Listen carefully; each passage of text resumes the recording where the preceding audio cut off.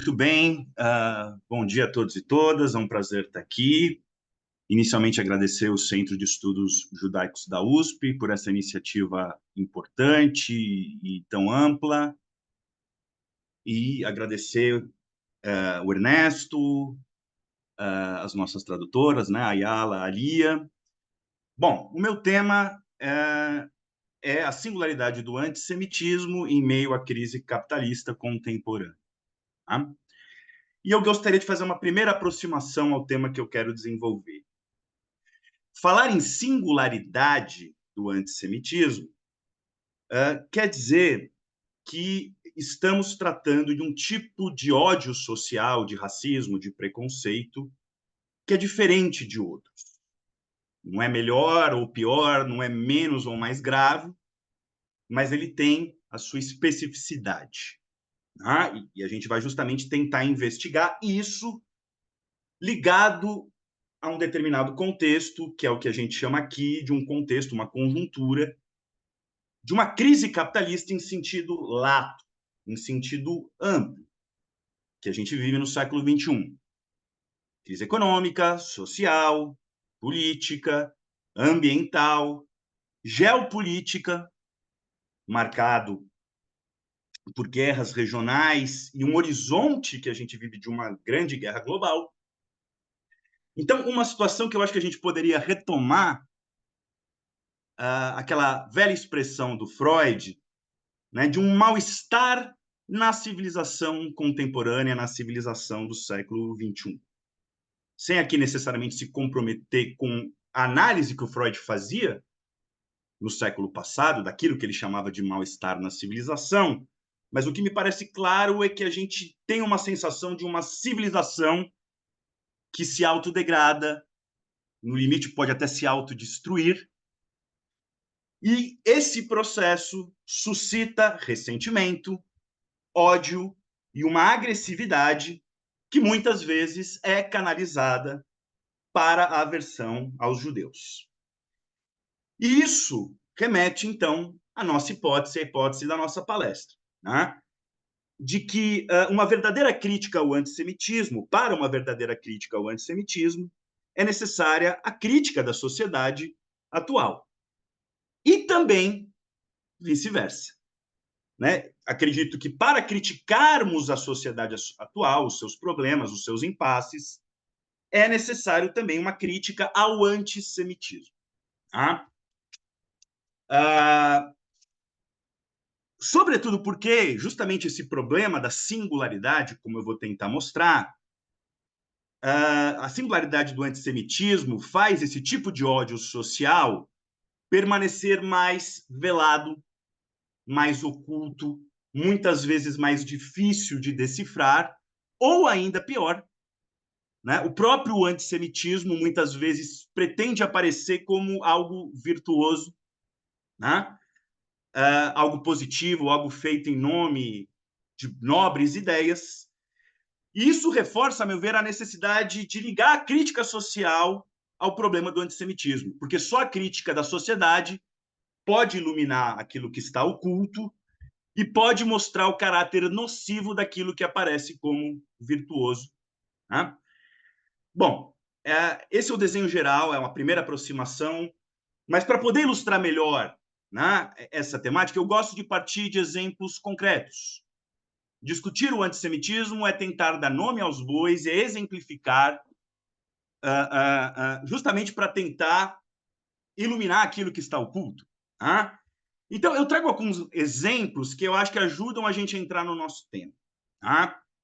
Primeiro deles, num tweet do final de 2023, um tweet que foi, por sua vez, retweetado pelo Elon Musk, um influenciador americano de extrema-direita afirmou que os judeus estimulam o ódio dialético contra os brancos por apoiarem a imigração para o Ocidente de hordas de minorias.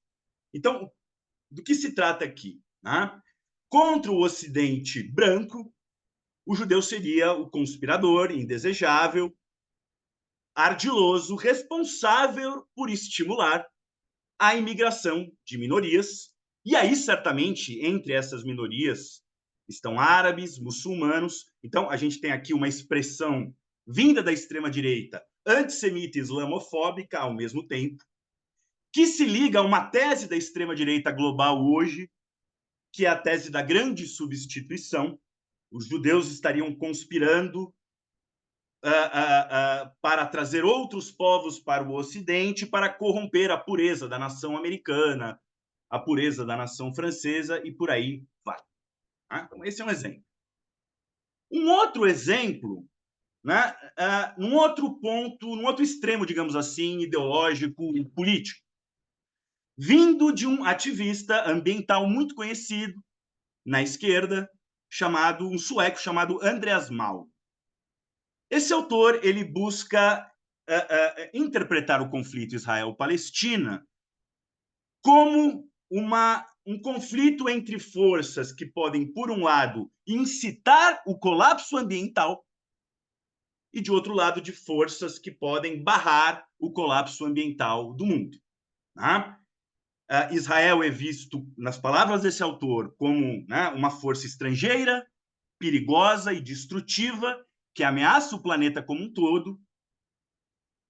E, por outro lado, vai dizer o autor que, nessa situação, apoiar a posição palestina é, em última análise, escolher a natureza, né? O último e mais poderoso aliado da natureza, que seria o povo palestino nessa leitura. Então, o que eu quero sugerir aqui, quer dizer, o povo palestino aparece como um povo verdadeiro, natural, indígena, legítimo, um povo ecológico, né? Enquanto os judeus seriam a expressão da artificialidade, da ilegitimidade, a expressão mais acabada do capitalismo antiecológico do mundo contemporâneo. Tá? Notem essa separação entre um povo supostamente natural contra um povo supostamente artificial, que é o judeu, um povo supostamente concreto contra um povo supostamente abstrato, que é o judeu. Isso é muito importante para aquilo que se segue. Voltaremos a esse problema. Né? Então, esse é um segundo exemplo que eu trago de debates atuais contemporâneos que aparecem na mídia, na academia. E, por fim, eu gostaria de trazer também algo que aparece desde as camadas da esquerda a camadas da direita na sociedade, né? Acho que é um exemplo comum, corriqueiro, que é essa identificação dos judeus como representantes do poder abstrato e universal das finanças. Né? Esse frisson que existe hoje, por exemplo, em torno da figura do George Soros, que vai aparecer, inclusive, em diferentes espectros políticos e ideológicos. No Brasil, por exemplo, defensores do Bolsonaro vão buscar criminalizar o Soros como um financista, conspirador, que apoia causas subversivas, esquerdistas, contra a família e contra a nação. Por outro lado, né, pode pegar um exemplo de um economista ligado ao progressismo no Brasil, à esquerda, Paulo Nogueira Batista, que recentemente afirmou que o grande problema das instituições financeiras globais seria o lobby judaico. A China, hoje, né, sobretudo depois do 7 de outubro, tem amplificado nas redes sociais que ela controla uma propaganda ativa de que os Estados Unidos seriam controlados e manipulados pelos pérfidos judeus através da finança, da mídia, da cultura, etc, etc, etc. Esse é o terceiro exemplo que eu trago, ligado à questão das finanças, à conspiração financeira global, etc e tal. Mas o que eu gostaria de chamar a atenção? Notem, nós temos aqui temas bem diversos, né? A questão ambiental, né? A questão da migração, né? Os judeus responsáveis pela grande substituição, trazendo imigrantes para colocar no lugar dos brancos europeus e americanos. Nós temos aqui problemas econômicos e financeiros que são imputados aos judeus. Então, notem, né? Seja como reacionários, seja como subversivos, os judeus aparecem como um poder incontrolável, universal, oculto, artificial, nocivo, que produziria, né, um arraigado mal-estar na civilização. Então, essas considerações, esses exemplos, nos permitem avançar justamente no tema da nossa palestra, que é a singularidade do antissemitismo. Porque uma primeira pergunta que a gente pode se colocar aqui, mas por que os judeus são designados com tais estereótipos? Por que especificamente os judeus vão assumir tais pechas? Né? Eu acho que uma pista importante está no seguinte: notemos que a gente está tratando aqui, né, do judeu como oculto, como invisível, como aquele que age por trás das cortinas. Isso remete, né, eu acho que vale a pena a gente retomar um autor importante do século XIX, o Leon Pinsker, que escreveu um livro chamado Autoemancipação. E ele dizia uma coisa na época que eu acho que permanece atual, muito atual.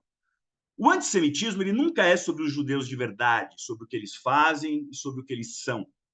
O antissemitismo sempre é sobre um fantasma projetado sobre os judeus. O problema do antissemitismo, a sua singularidade, está ligado à ideia de um fantasma judaico.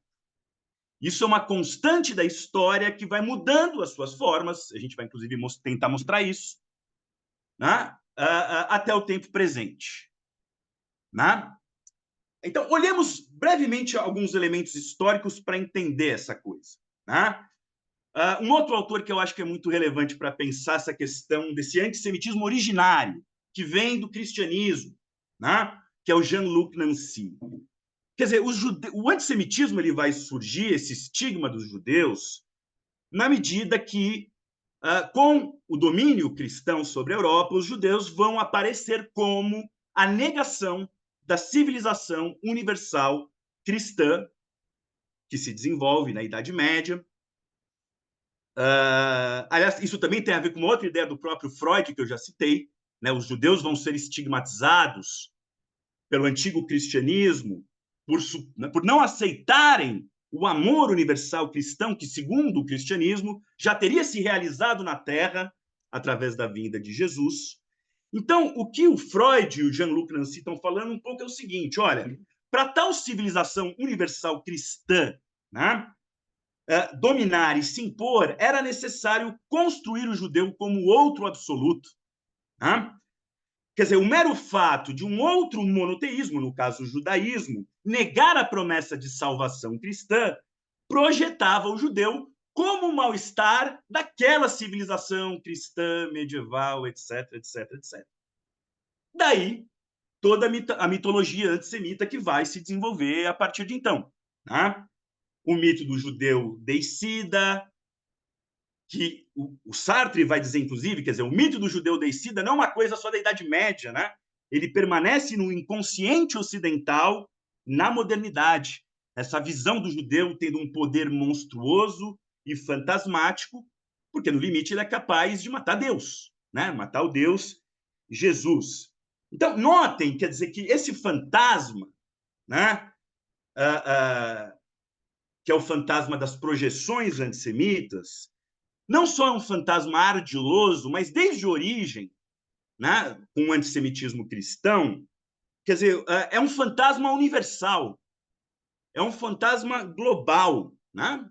Alguém que tem poder para ameaçar o Deus da civilização universal cristã, né? Não é algo local, é um fenômeno global. E os judeus são vistos como um problema para o antissemita global, inclusive onde não existem judeus. Né? Então, a origem do problema ela está aqui. Né? Só uma breve digressão, inclusive, quer dizer, a gente vive em tempos tão conturbados, de tantos, né, mudanças e choques ideológicos. Quer dizer, esse mito do judeu que não aceitou Cristo e é mal por conta disso, é uma ameaça por conta disso, reaparece, inclusive, hoje. Né? Inclusive em personagens insuspeitas, como, por exemplo, uma grande expressão da teologia da libertação no Brasil, o Leonardo Boff, né? Que recentemente declarou que a carnificina, né, segundo as palavras dele, a carnificina em Gaza está sendo feita pelo povo, os judeus como um todo, justamente o povo que viu passar na terra aquele que foi chamado o príncipe da paz e do amor. Né? Então, quer dizer, os judeus ainda hoje, como Sartre dizia, quer dizer, no inconsciente, né, coletivo da sociedade, eles permanecem como a expressão da própria maldade, aqueles que negaram a mensagem do amor de Cristo, e agora estariam fazendo uma série de novas maldades e absurdos, e por aí vai. Né? Então, enfim, eu estou trazendo essa breve reconstituição, né, do antissemitismo medieval cristão, nos serve agora para avançar no que é a singularidade, né, do antissemitismo, pensando agora na modernidade. Isso, né, eu acho que é um tema uma questão muito importante.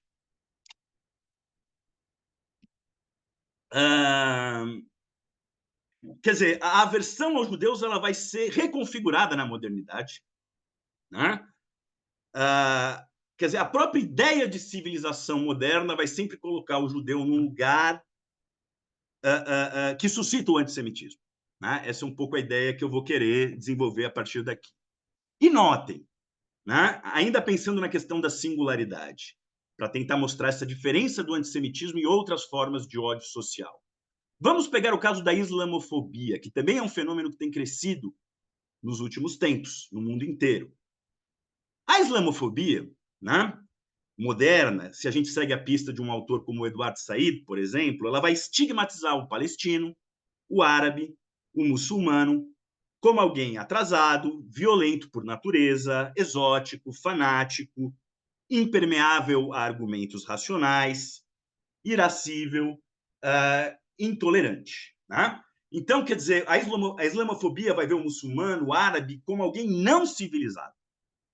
O antissemitismo é diferente. O judeu não é visto como alguém não civilizado.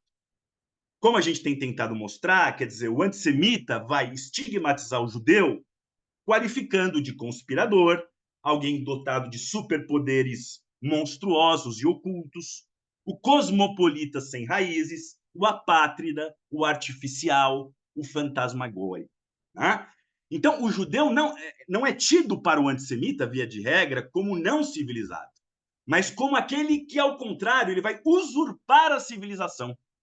O judeu é aquele que usurpa, que distorce, que manipula aquilo que é chamado de civilização. Né? Daí a ideia do fantasma universal, né? Que está na cabeça do antissemitismo. Né? E eu faço essas considerações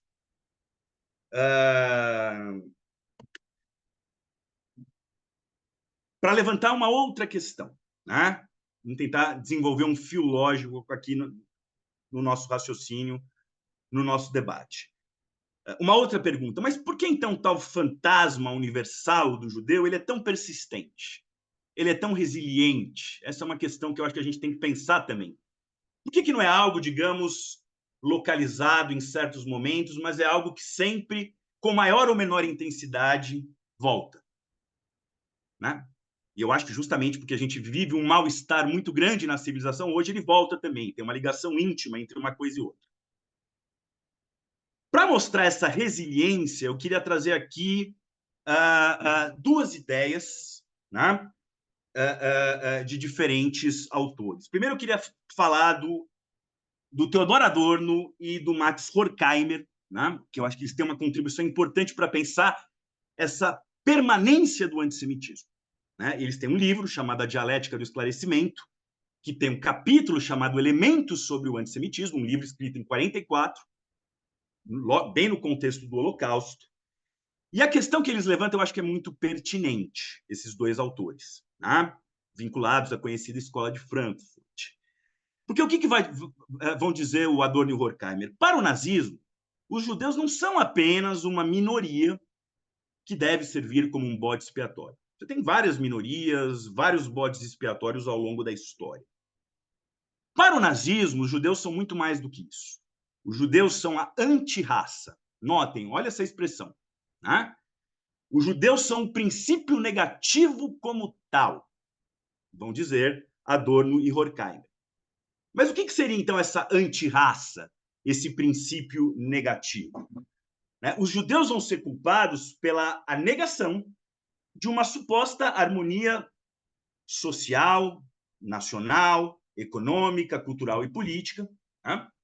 É como se, caso não houvessem os judeus, seria possível a civilização realizar suas promessas, né?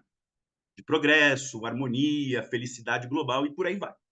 Os judeus são a antirraça, o grande obstáculo para tais objetivos. Não à toa, ainda pensando junto com Adorno e Horkheimer, né? Quando a gente pensa no antissemitismo, não se trata, talvez, pelo menos não na mesma intensidade, né? Não se trata, como em outros racismos e formas de ódio social, de uma tentativa de explorar ou dominar um determinado povo. Né? Mas o antissemitismo ele tem uma característica que é o seguinte: se o judeu é anti-raça, se o judeu é o princípio negativo, é necessário extirpar o mal pela raiz. E, no limite, como o próprio nazismo fez, exterminar os judeus. Não tem como controlar, não tem como explorar, dominar, colonizar. Não, o antissemitismo não é isso. É extirpar o mal pela raiz. O mal desse fantasma global que eu estou tentando ilustrar aqui. Né? Então, quer dizer, no caso do próprio nazismo, quer dizer, o que é o lema, né, da ideia da raça ariana, né, para os nazistas? Quer dizer, a ideia do sangue solo, Blut und Boden. E os judeus, como a antirraça, como princípio negativo, seriam justamente aqueles que ameaçam, né, o sucesso da raça, do sangue do solo ariano nazista, com seu projeto assassino, genocida e etc. e tal. Né? Mas notem, né? Por que então é tão resiliente o antissemitismo? Justo porque a civilização moderna ela não cumpre as suas promessas de harmonia entre os povos, abre-se espaço para que os judeus apareçam como a antirraça que impede, no passado, o amor universal cristão e hoje a felicidade das nações, o bem-estar e por aí vai. O judeu é sempre visto, né, como um responsável pela totalidade. O antissemitismo está em todo lugar, né? Ele está ligado ao problema da civilização. Então, essa é uma ideia que eu gostaria de trazer aqui. Né? Uma primeira ideia. Um outro autor que vai trazer uma outra questão que também está ligada ao que eu acabo de dizer, que também ajuda a gente a entender o problema, né, da resiliência, da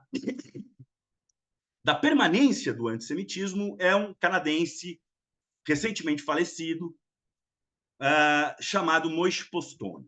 Tá? E a tese do Postone, eu vou desenvolver um pouquinho ela daqui a pouco, ela vai dizer o seguinte, que os judeus para o antissemita personificam aquilo que é o elemento mais importante, gostemos ou não, da vida social, da vida econômica moderna capitalista. Os judeus eles vão ser rotulados como a personificação do valor. O que quer dizer essa ideia, né? Personificação do valor. Eu estou chamando aqui de valor, falando aqui de valor no sentido econômico. Né? O valor que existe em cada mercadoria que vale X, Y, Z, reais, dólares. Né? Primeiro, eu vou ler uma breve citação do Postone e depois vou tentar desenvolver as ideias que são mais importantes aqui para o nosso debate. O que vai dizer o Postone num texto clássico chamado Antissemitismo e Nacionalsocialismo, que eu recomendo a todos? Né? Vai dizer o Postone o seguinte, pensando no antissemitismo moderno, com o surgimento do capitalismo, etc. e tal. Quando se examina as características específicas do poder atribuído aos judeus pelo antissemitismo moderno, abstração, intangibilidade, universalidade, mobilidade, é impressionante que as mesmas sejam todas características da dimensão do valor no sentido econômico, do valor das mercadorias, das formas sociais analisadas por Marx. Então, o Postone é um autor que vai partir da crítica da economia política que vem do Marx para tentar interpretar o antissemitismo moderno. Tentando desenvolver um pouco mais a ideia e clarificá-la. Né? Qual que é a origem desse debate? De novo, Idade Média, cristã, uma sociedade agrária. os judeus são um povo sem acesso à terra, não podem ser nem servo, nem senhor, não vivem aquela comunidade que se pretende universal cristã. Essa situação vai levar a parte dos judeus, um povo urbano, a se dedicar ao comércio, às finanças, uma atividade que no mundo medieval era marginal, ao mesmo tempo que era útil para os senhores feudais, para os reis, etc. e tal. Bom, né, isso é... A gente está olhando, então, para a Idade Média. O que muda com a modernidade capitalista? No capitalismo, como todos sabemos, as relações mercantis, a mercadoria, comerciais e financeiras, elas se generalizam. Elas viram não algo marginal, restrito aos judeus, mas elas viram o todo da sociedade. Né? É impossível se relacionar hoje qualquer pessoa, né, sem que isso passe pela mercadoria, pelo comércio, pelo valor. Né? Vivemos numa sociedade da mercadoria. E isso está generalizado, gostemos ou não. Né? Agora, aí que está, avançando no argumento do Postone, para a gente entender um pouco melhor. O que é uma mercadoria? Uma mercadoria, e ele vai partir da crítica do Marx à economia política, uma mercadoria é algo duplo, né? Então, uma mercadoria é uma coisa que serve para atender uma determinada finalidade. Essa garrafa aqui tem uma utilidade, tem um valor de uso, serve para eu beber água nesse dia quente de São Paulo. Né? Mas, ao mesmo tempo, a mercadoria ela tem o valor de troca ou valor, que é algo abstrato. O que é o valor? O valor, ele é algo puramente intangível, quantitativo. O valor não tem cheiro, não tem gosto, não tem textura. Né?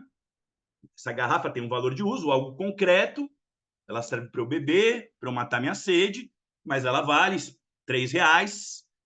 Mas o que é o valor? O valor é uma construção social, né? Algo que é criado pela sociedade, mas é algo abstrato. Né?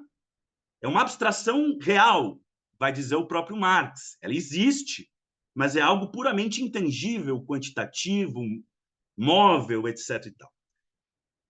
Qual que é a conclusão que o Postone vai tirar disso? Que a dominação abstrata do capitalismo, o que é uma dominação abstrata? O fato de que algo abstrato como valor estabelece os elos sociais e dá o sentido último da vida social, essa dominação ela é personificada nos judeus, que, ademais disso, assim como o valor, são vistos como, pelo antissemita, como abstratos, intangíveis, móveis, universais. Né? Então, quer dizer, o antissemitismo moderno, para o Postone, é baseado nessa personificação daquilo que é abstrato. Notem, judeu, fantasma, abstrato. Né? Olha como as ideias, eu estou tentando encadeá-las aqui. Né? O abstrato que está em cada mercadoria. A mercadoria tem um lado concreto e um lado abstrato. Um lado puramente quantitativo, valor. Ninguém cheira, ninguém come valor. Né? Esse lado abstrato do valor, ele é imputado aos judeus. Né? Isso que está na mercadoria, no capital, esse lado abstrato é imputado aos judeus. Né? Uma outra forma de dizer a mesma coisa, para tentar reforçar e calibrar o argumento. Né? Existe um conceito do próprio Marx, talvez aqui vocês conheçam, né? Que é a ideia do fetiche da mercadoria. Né? O que é a ideia do fetiche da mercadoria? Né? Os bens, as coisas, essa garrafa aqui, né? As mercadorias são dotadas de poder social. Por que dotadas de poder social? Porque elas têm valor. As mercadorias que determinam a nossa vida, o capital que determina a nossa vida no seu movimento. Né? Então, é esse abstrato do valor, né? Que vai conduzindo a vida social. E as mercadorias não são simplesmente coisas no capitalismo, objetos para satisfazer uma necessidade. Elas são poder social. Justamente o poder social do valor. O poder social abstrato das relações capitalistas, o intangível. Né? Então, Professor, justamente esse fetiche da mercadoria, né, ou seja, o fato dos bens e as coisas serem dotadas de um poder social, que é o abstrato do valor, esse fetiche da mercadoria ele recai para o antissemita no fetiche do judeu, né? O judeu ele vai aparecer como portador, o dominador, o manipulador dos poderes abstratos da sociedade da mercadoria. Notem, né? Você vai do fetiche da mercadoria para o fetiche do judeu. E, né, algo importante que eu gostaria de lembrar aqui é que a palavra fetiche é uma palavra que vem, inclusive, do português, quer dizer feitiço. De novo, a ideia do fantasma. Você tem um feitiço da mercadoria, esse poder social do valor abstrato, intangível, que domina a nossa vida, e você tem o fetiche do judeu, né? Que é o feitiço do judeu, é o fantasma do judeu que agiria por trás das cortinas de forma artificial, etc, etc, etc. Né? O caso do nazismo, né? Vai ser justamente essa lógica levada ao extremo da loucura. Qual que é o argumento econômico do antissemitismo? Professor, passaram Oi, 30 minutos. tá bom. Obrigado. Qual que vai ser o argumento econômico para o antissemitismo nazista? Tá? Para os nazistas, você tem dois tipos de capital. Um capital supostamente bom, que é o ariano, concreto, produtivo, supostamente natural, sadio, e um capital judaico, que seria o abstrato, um capital de rapina, um capital parasitário, ligado às finanças. Né? Inclusive, um autor muito interessante, que eu também gostaria de trazer aqui, é o Mark Leufer. Ele vai dizer que a ideologia econômica do nazismo é o que ele chamava de populismo produtivista. Porque o nazista, ele não só ele decreta como inimigo as finanças vistas como judaicas e também o marxismo visto como judaico. Por quê? Porque ambos eram ameaças para o projeto nazista. Né? As finanças, porque estariam tomando o lugar daquele capital nazi baseado no sangue, no solo, na raça, na produção natural. Né? E os marxistas, justamente porque eles questionavam a ordem social baseada nesse capital produtivo, etc., nazista, né? Que depois virou imperialista, etc., etc., e tal. Né? Então, esse populismo produtivista nazista vai estigmatizar o judeu, seja como marxista, que quer subverter a lógica do capital, ou o judeu representante da finança, que quer acabar com, né, o suposto capital produtivo ariano, etc, etc. Né? Então, notemos, né? Quer dizer que o antissemitismo, então, voltando ao problema da resiliência da permanência, né? Quer dizer, por que o antissemitismo moderno ele é tão, né, resiliente e pervasivo?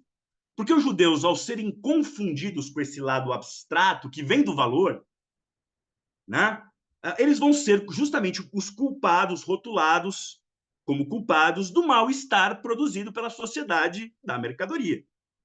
O próprio Marx chamava o valor, olha que interessante, né? Como uma espécie de fantasma real. Ele é um fantasma, ele é abstrato, não tem cor e cheiro, mas ele é real. A gente não vive na nossa sociedade sem o valor. Né? Então, é um fantasma real que é produzido pela sociedade. Ele é reproduzido pelas relações sociais que todos praticam. Mas essa sociedade, ela gera um estranhamento. A sociedade da mercadoria gera um estranhamento, né? Que é causado por esse fantasma real do valor, que é jogado nas costas dos judeus. Tudo se passa como se os judeus tivessem que expiar um pecado que todos praticam sem exceção. Mais uma vez, assim como no antigo cristianismo, agora a gente tem que expiar um pecado que é um pecado que todo mundo pratica. Ninguém vive sem essa lógica da mercadoria, do abstrato e por aí vai. Né? Então, quer dizer, fechando essa discussão do Postone, quer dizer, a coisificação das relações sociais, que é justamente essa ideia do fetiche da mercadoria, né? As nossas relações sociais, elas não são diretas na modernidade. Elas se dão por coisas, por mercadorias. Essa coisificação das relações sociais, que tem a ver com o fetiche, o feitiço da mercadoria, que é um processo impessoal, é um processo geral, que todos estão subordinados, trabalhadores, todo mundo vive para isso, né? O sujeito é o capital, na verdade, não é nem um capitalista desse processo. Então, esse processo que é impessoal e geral, ele acaba sendo pessoalizado e personalizado no fetiche dos judeus, né? E daí vai decorrer uma outra singularidade, que eu acho que, né, entre as várias singularidades do antissemitismo, que eu acho interessante destacar, e a ligação disso com o capitalismo e a sua crise, é que, para o antissemita, né, pensando em termos econômicos, a questão talvez não é tanto que o judeu concorre por determinados espaços nos negócios, no mundo do trabalho, com outros povos. Não que isso não exista, porque existe, no mundo moderno, sobretudo, tem essa coisa, né? Vamos pensar o caso da Europa, os europeus brancos que odeiam os imigrantes porque vão lá concorrer no mercado de trabalho em busca por recurso de assistência social. Então, você tem uma concorrência que vai levar a racismo, xenofobia, etc. E tal. Isso também, esse tipo de elemento fez parte da história do antissemitismo. Mas, muitas vezes, o judeu não é visto como um concorrente entre vários povos concorrentes. Justamente, o judeu é anti-raça, né? O judeu é o princípio negativo da totalidade da vida moderna. Então, aí seguindo um outro autor chamado Robert Kurz, o judeu ele é visto como a subversão da concorrência. Notem, não é simplesmente um povo que está concorrendo para tomar o espaço do outro. O judeu é aquele que impede, para usar um termo do esporte, impede o fair play da concorrência. Não à toa o exemplo que eu já dei do economista que se diz progressista, lá o Paulo Nogueira, vai dizer que o problema das instituições internacionais financeiras é o lobby judeu, que tem alguém subvertendo as normas, corrompendo. O judeu é o elemento corruptor da totalidade das relações sociais para o antissemita. Né? Então, trazendo essas ideias aqui, né? Adorno e Horkheimer, princípio negativo anti-raça, Postone, o judeu aparecendo como a personificação do abstrato, né? Do valor da sociedade da mercadoria, isso nos ajuda a entender uma outra singularidade que é fundamental e cada vez mais atual no debate que a gente tem que pensar cada vez mais. Né? O problema do antissemitismo, diferente, mais uma vez, de outros racismos, é que, na aparência, quer dizer, o antissemitismo ele aparece como uma falsa e tosca crítica da sociedade. O antissemita ele pretende criticar a sociedade no seu todo, né, buscando manipular a aversão aos judeus. Pelo lugar que o judeu vai ocupar no imaginário antissemita, os judeus são confundidos de forma difusa, estúpida, com o próprio sistema, por assim dizer. Né? Por mais que isso seja uma reflexão tosca e nefasta, isso pega, né? Isso tem aderência, sobretudo em tempos de mal-estar na civilização. Né? Aliás, todo antissemita ele tem uma diferença em relação a outros racistas. Né? Todo antissemita, vocês podem reparar isso. O antissemita ele pretende ser um teórico. Já repararam isso? Eles têm uma teoria sobre o funcionamento do mundo, das guerras, do capitalismo. Né? Então, o antissemita, ele, antes de tudo, pretende ser um tosco teórico do funcionamento da sociedade. Né? Mas, justamente por isso, porque os judeus eles são vistos e confundidos com o próprio sistema enquanto tal, por causa dessas projeções, essas falsificações, esses fantasmas que eu tenho tentado descrever, o antissemitismo ele vai pegar não só parcelas da direita, como também parcelas de uma esquerda desorientada, dando origem àquilo, né, que eu acho que eu já comentei, que o Jean Améry, um autor muito importante, né, chamava do antissemitismo virtuoso, o antissemitismo que se traveste da melhor das intenções, de uma suposta moralidade. Né?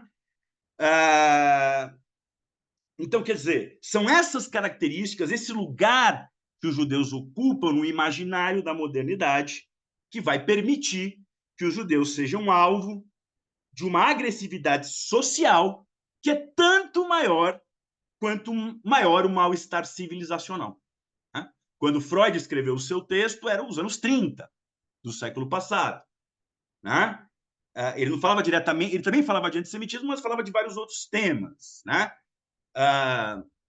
Mas existe essa ligação, a meu ver, direta de um mal-estar civilizacional e o aumento dos temas antissemitas. Porque o antissemitismo ele é resiliente, ele está ligado à forma de reprodução da própria sociedade, os seus clichês, os seus mitos, as suas distorções.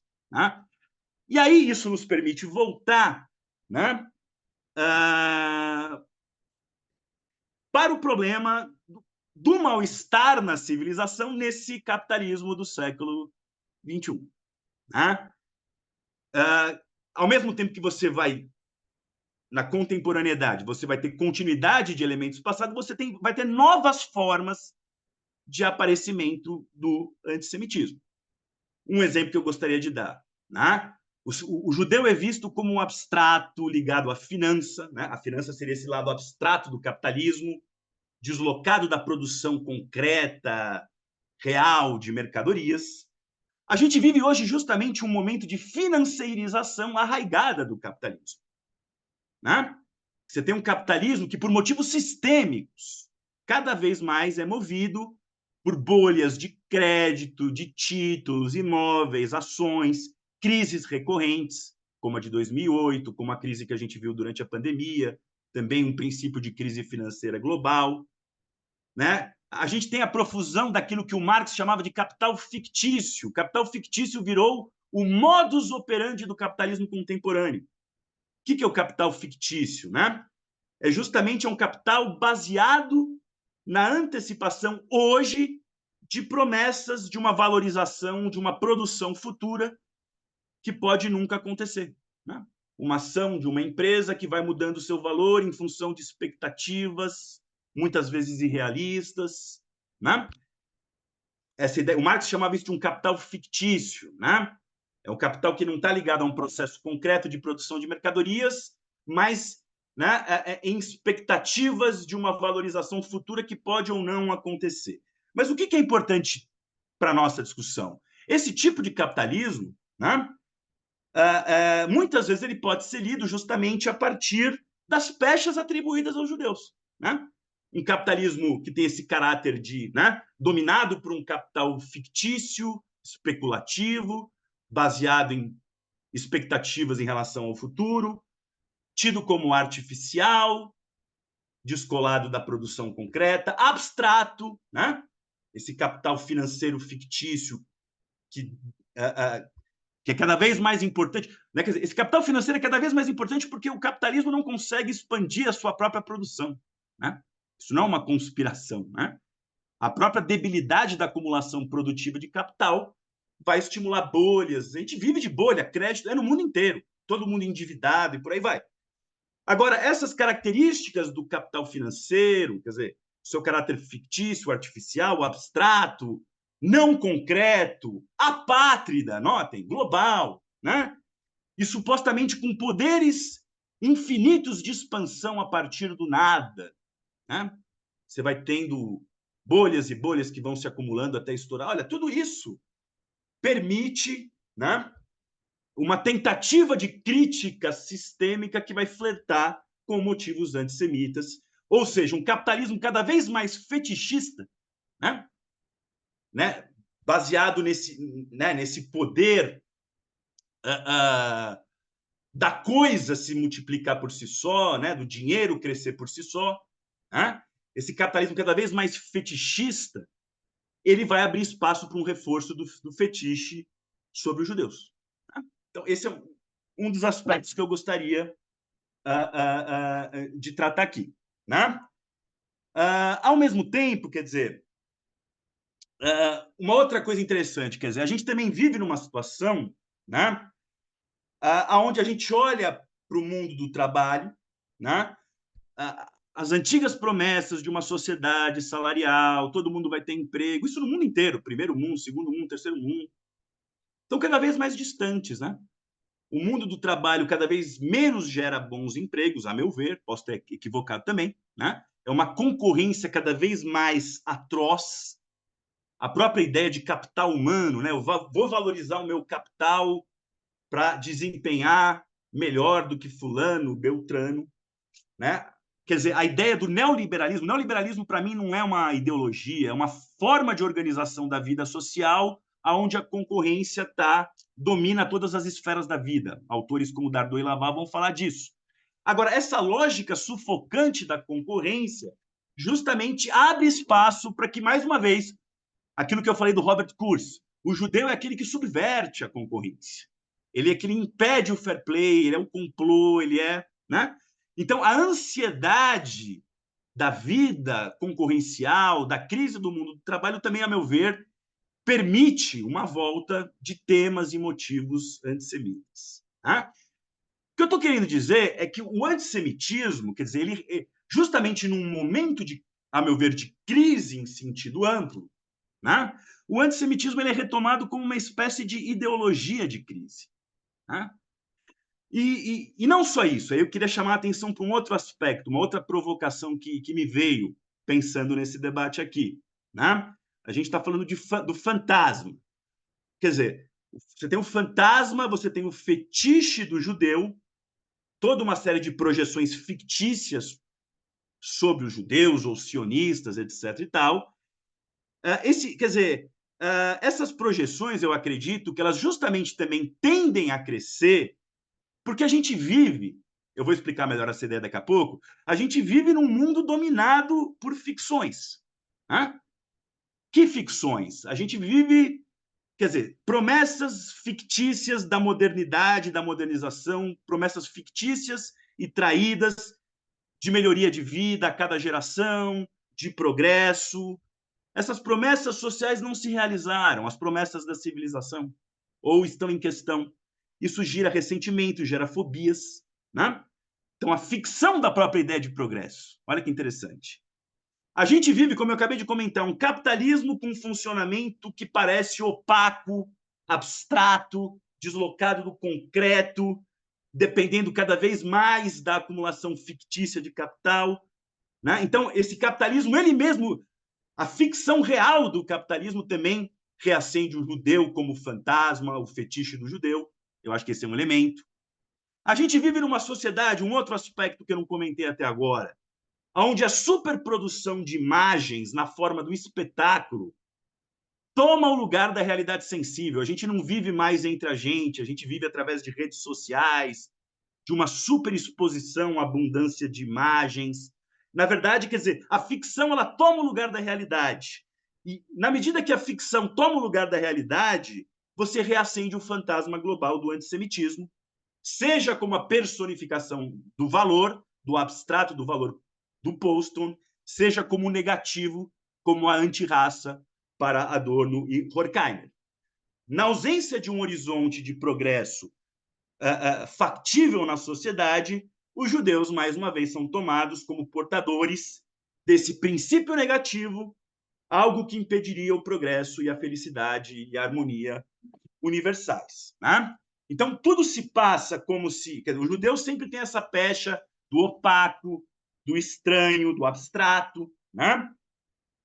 E isso permite que o judeu, mais uma vez, na vida contemporânea, seja associado aos infortúnios da sociedade, justamente também uma sociedade, olha que interessante, a sociedade parece cada vez mais que ela tem um funcionamento opaco, estranho, incontrolável, né?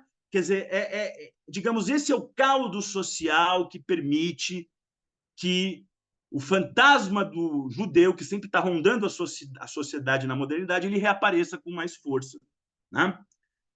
E é interessante também um outro tema muito atual, que deriva dessa reflexão que eu acabo de fazer.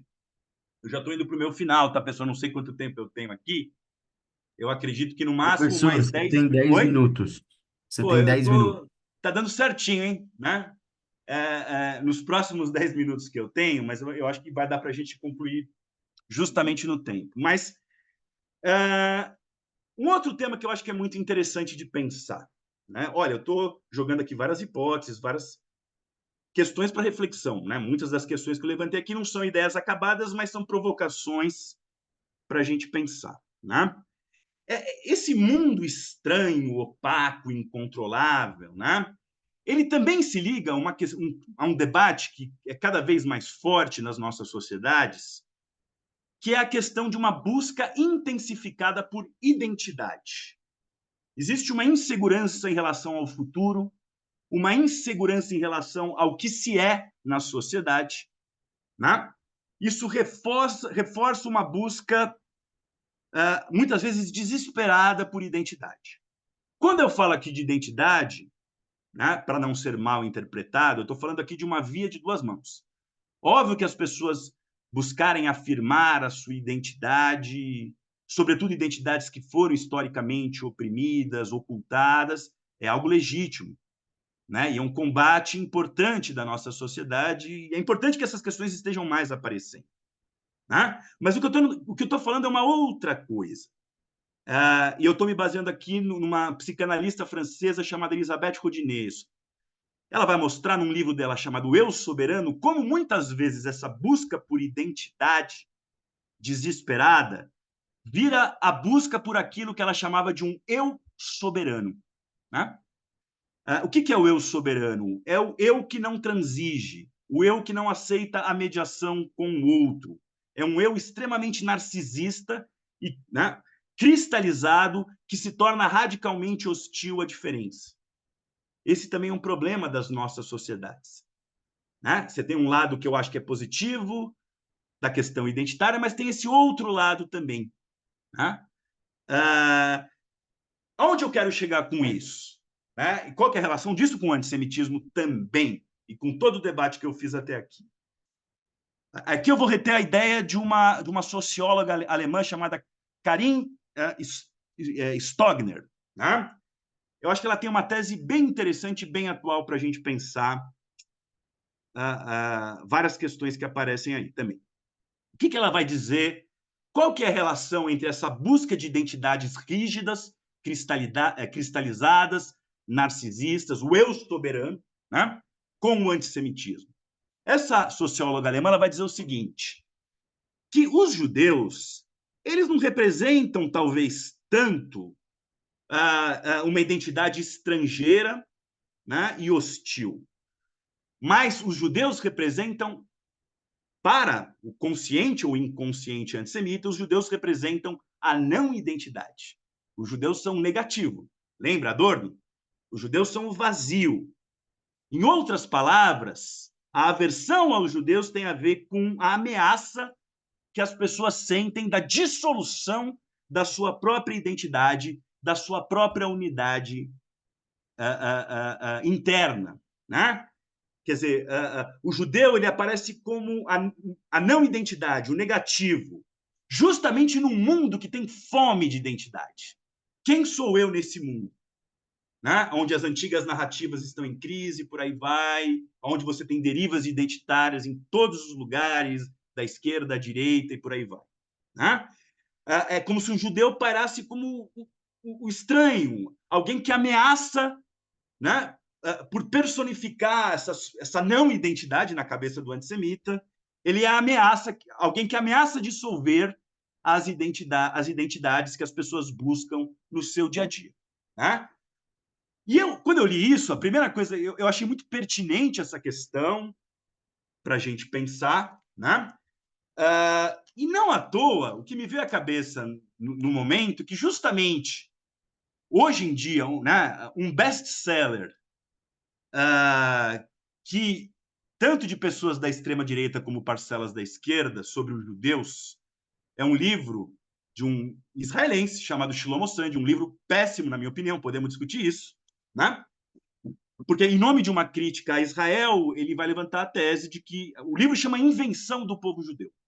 Alguns de vocês talvez conhecem, né? Em nome de uma crítica a Israel, você vai trazer a ideia que os judeus são um povo inventado. E é justamente isso que essa socióloga alemã está falando. O judeu aparece como inventado, o artificial, a não identidade, por isso um povo ilegítimo, que ameaça os povos supostamente naturais que têm uma identidade né, legítima, que deve ser respeitada, salvo a dos judeus. Né? Dito isso, eu avanço para a última ideia que eu quero trazer aqui. Tá? Espero conseguir concluir ela em mais 5 minutos no máximo.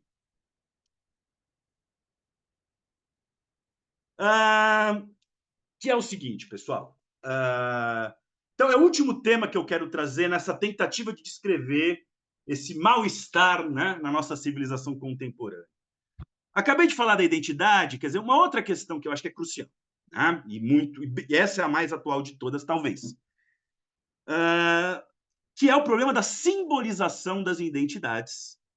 E eu quero me remeter aqui, mais especificamente, como a guerra atual no Oriente Médio ela é simbolizada de diferentes lados. Me parece que ela é simbolizada como uma espécie de cruzada global. Né? Então, eu estou partindo do problema das identidades e da simbologia e da guerra. Né?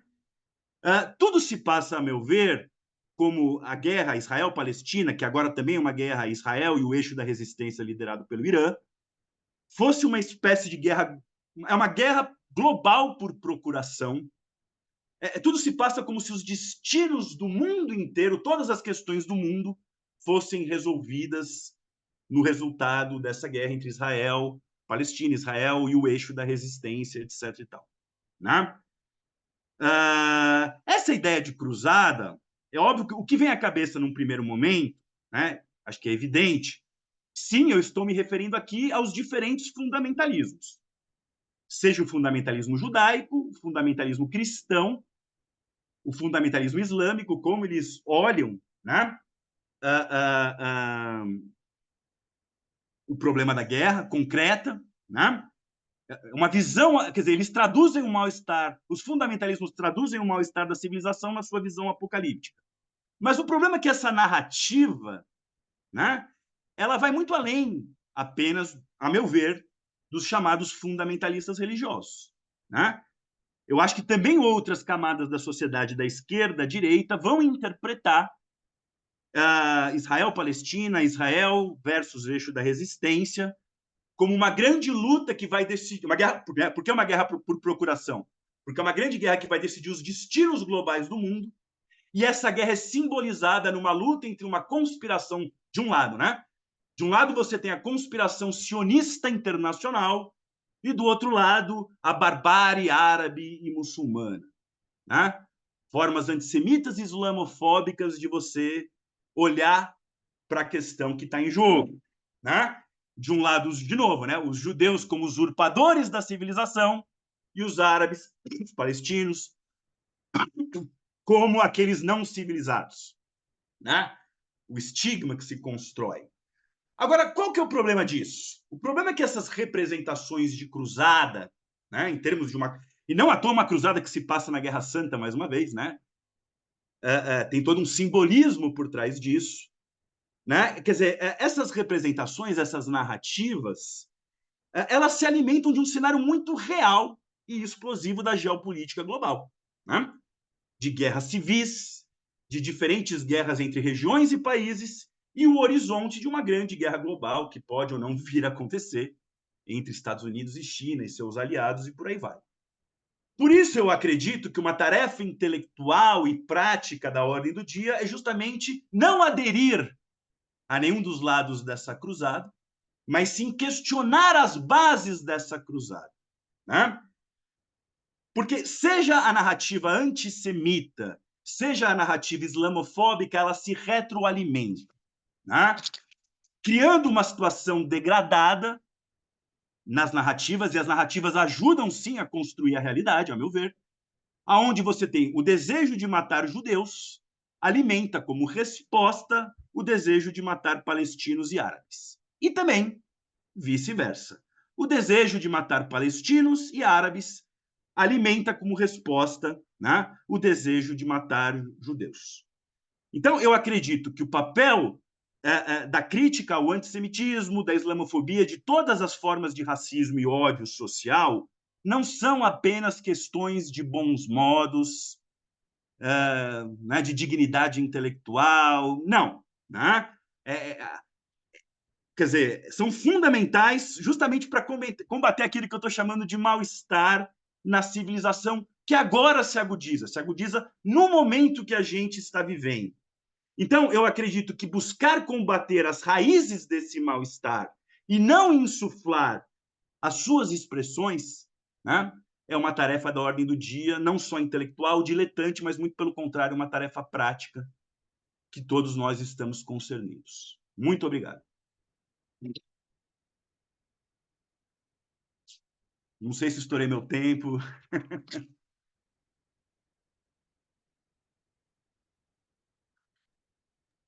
O Foi tempo ótimo, foi professor.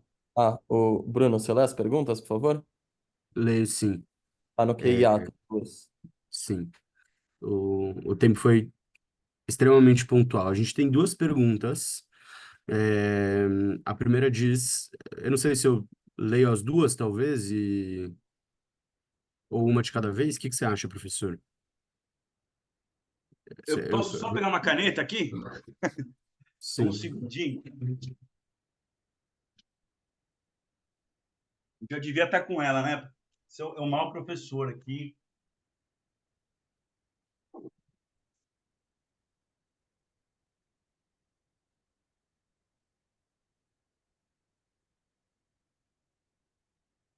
Achei, perdão.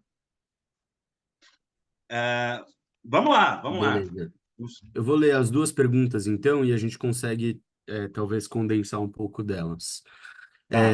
A primeira diz assim: até que ponto o antissemitismo embutido nos dogmas do Islã, que se reflete no atual conflito no Oriente Médio, e os esforços de países como Irã, Turquia, Catar, etc., de deslegitimar Israel e vilificar os judeus em suas atividades em países aqui, lá e acolá, alimenta o antissemitismo nos dias de hoje? Então, essa é a primeira pensando no Oriente Médio. E a segunda diz. Um ex-orientando meu, bolsista de TCC, mestrado e hoje mestre, tornou-se extremamente antissemita. Abre aspas. O conto de fadas do judeu chegou ao fim. SIC. Ele defende a China como o caminho natural do comunismo ao socialismo. Você poderia, por favor, tratar sobre quanto ou sobre o capitalismo chinês e o imperialismo da China hoje nos moldes econômicos e antissemitas atuais? Bom, são perguntas difíceis, né? Eu vou tentar começar. Posso falar? Posso falar? Pode? Vamos lá. Eu vou tentar começar pelo final. Bom, eu acho que a China ela é uma potência, ela não é um país capitalista, né? A meu ver. Ah, talvez o maior sucesso capitalista do mundo é a China. Óbvio que a China tem uma outra história, uma outra forma de capitalismo, né? Que vem de uma economia com uma grande participação do Estado, mas a lógica do capitalismo, isso que a gente está falando, o que é o valor, né? O valor tem que se valorizar, o capital é a valorização do valor. A China é o país que mais consegue fazer isso no mundo. Logo, é o país, para mim, que é onde o capitalismo está dando certo, né? Para o bem ou para o mal. Agora, eu não acho que isso é uma promessa emancipatória, né? A meu ver, né? Eu acho que não. Né? A menos que eu ache que bom, talvez vocês viram que na minha palestra tem um viés. Eu acho que a civilização capitalista está numa crise. E a gente tem que pensar alternativas, diferentes das do passado, como o modelo chinês, que foram um desastre, ou do modelo soviético. Né? O que é pensar numa sociedade que não seja essa sociedade da mercadoria em crise? E uma das expressões dessa crise é a volta do antissemitismo. Né? Eu acho que esse antissemitismo de teor chinês ele está ligado oportunisticamente com uma nova disputa geopolítica global pelo mundo, né? E assim, a gente tem que ter um olhar global da coisa, assim, né? Porque existe como eu tentei dizer, eu acho que tem o problema da islamofobia e o problema do antissemitismo, porque também do Ocidente você tem uma força muito grande da islamofobia, da estigmatização dos muçulmanos, tem a ver com a coisa dos imigrantes, líderes de extrema direita que são antissemitas também, mas que por motivos N, como a Marine Le Pen, agora o problema são os islâmicos, que é inclusive aparecer como inimiga do antissemitismo, a gente sabe que não é. Eu acho que tudo isso tem a ver com essa lógica de cruzada, dessas narrativas tortas, em meio a essa crise civilizacional que a gente vive, né?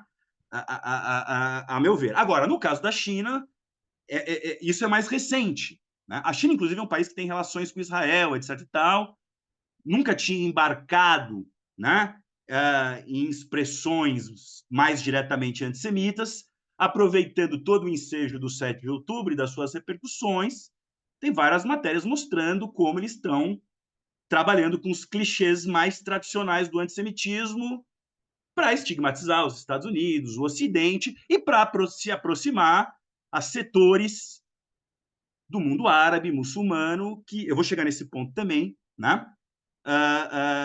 Que tem uma visão de mundo antissemita. Aliás, esse é um problema sério. Existem, eu acho que tem parcelas importantes dos judeus que são islamofóbicos e parcelas importantes dos muçulmanos que são antissemitas. É uma luta conjunta que a gente tem que levar, fundamental e crucial. Não dá para tapar o sol com a peneira disso. Agora, eu concordo com, assim, sobre a questão. Eu não acho que é o Islã por si só que leva ao antissemitismo. Eu não sou nenhum especialista em teologia islâmica, história islâmica.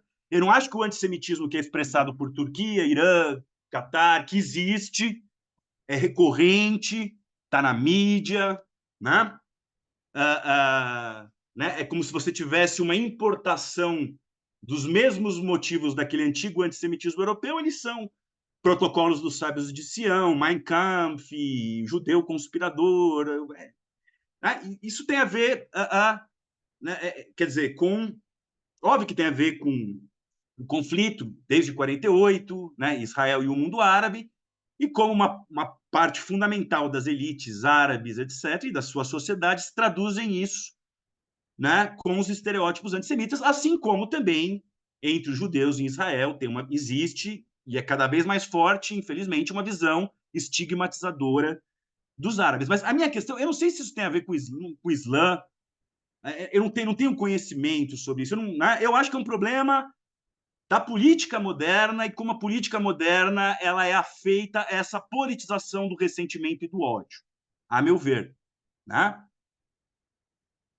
Enfim, por exemplo, no caso do islamismo, quer dizer, o próprio não existia exatamente o antissemitismo moderno no islamismo. Existia o judeu era o dhimmi, né? Ele tinha uma categoria rebaixada, assim como os cristãos no mundo islâmico, mas os motivos do antissemitismo moderno, esses que eu tentei explicar aquilo, eles começam a aparecer no século XX no mundo islâmico, né? Eu não sei se eu respondi, mas é um pouco essa visão que eu tenho.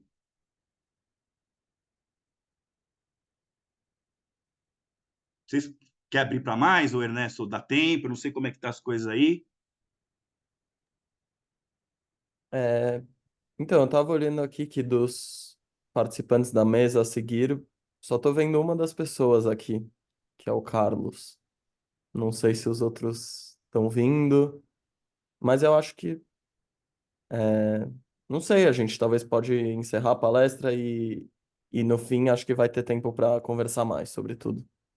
Tá, ó, não, vocês que mandam aí. Eu quero agradecer muito. Depois eu quero ver depois se tiver mais pergunta, você falou, né? A gente pode responder por e-mail depois, manter o contato aí com a galera aí.